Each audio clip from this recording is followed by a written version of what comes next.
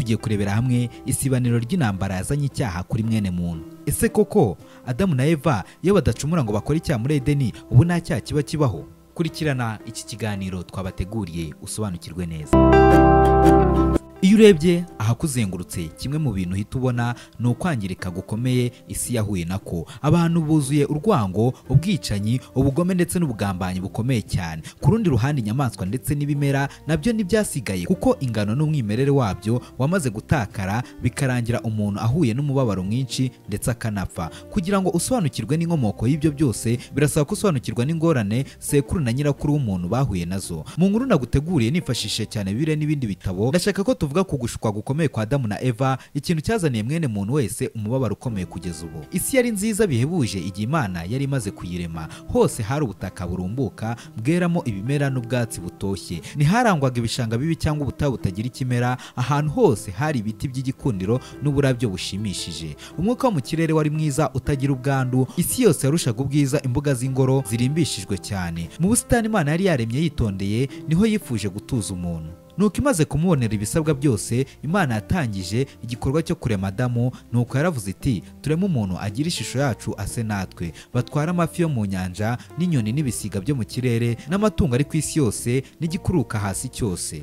Nuko Imana yaremye umuntu ngo agire ishusho yayo, afite ishusho y'Imana niko yamuremye. Nuko umugabo n'umugore nuko baje kuba baremwa, maze Imana ibaha umugisha. Imana irababwira iti, mworoke mugwire mwuzure isi, mwimenyereze ibiyirimo, mutware amafi yo mu nyanja n'inyoni n'ibisiga byo mu kirere n'ibintu byose bifite ubugingo bwigenza ku isi. Nyuma yo kuremwa kwa Adamu, Eva nawe yararemwe Imana ikoresheje gusinziriza Adamu, kandi ubwo yabonaga umugore yari amaze kuremerwa yaravuze ati, uyu ni igufwa ryo mu magufwa yanjye, n'akara ko mu mara yanjye, azitwa umugore kuko yakuwe mu mugabo. Nuko Bibiliya ivuga ko uwo mugore n'umugabo bari bambaye ubusa ntibakorwe n'isoni. Nubwo kandi hari umunezero muri Edeni, umushukanyi yari ahari ategereje kugusha ababyeyi bacu ba mbere. Mbere yo kuremwa k'umuntu, Bibiliya itubwira ibyabaye mu ijuru igira iti, mu ijuru habaho intambara, Mikayeli n'abamarayika be batabarira kurwanya cya kiyoka. Ikiyoka kirwanana n'abamarayika bacyo nibanesha, kandi mu ijuru ahabo ntihaba hakiboneka. Cya kiyoka kinini kiracibwa, aricyo yanzoka ya kera yitwa umwanzi na Satani, aricyo kiyobya abari mu isi bose. Nuko kijugunywa mu isi, abamarayika bacyo bajugunyanywa nacyo. Nuko Satani wahoze yitwa Lusiferi, Bibiliya ivuga ko yari atunganye bihebuje mu nzira ze zose, uhereye umunsi yaremweho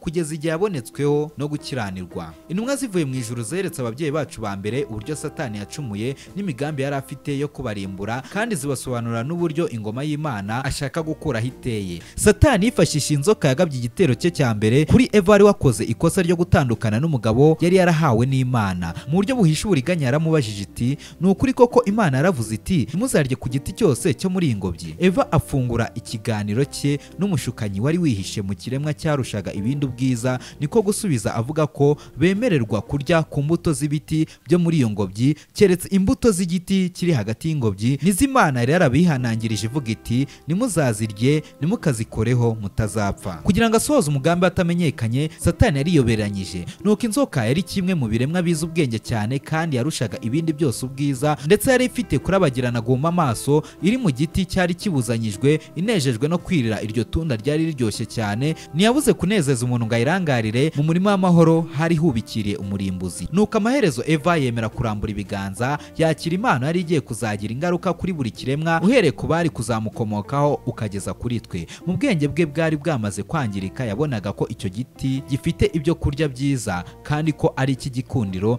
kandi ko ari icyo kwifuriza kumenyesha umuntu ubwenge. Nuko inzoka yasoromye itunda ry'igiti kibuzanyijwe, maze irishyira mu ntoki za Eva washidikanyaga. Nuko imwibutsa amagambo y'ubwe yuko Imana yababujije kuyakoraho, kandi ko bazapfa nibayakoraho. Kubera ko Eva atahereye ko abona ingaruka yabyo, ntiyagize ubwoba. Nuko abonye yuko icyo giti gifite ibyo kurya byiza, kandi ko ari icy'igikundiro, kandi ko ari cyo kwifurizwa kumenyesha umuntu ubwenge, asoroma ku mbuto zacyo arazirya. Igihe umugore yabajijwe ngo, icyo wakoze ni iki Eva? Yarashubije ati, inzoka yanshukashutse ndazirya. Ese ni kuki waremye inzoka?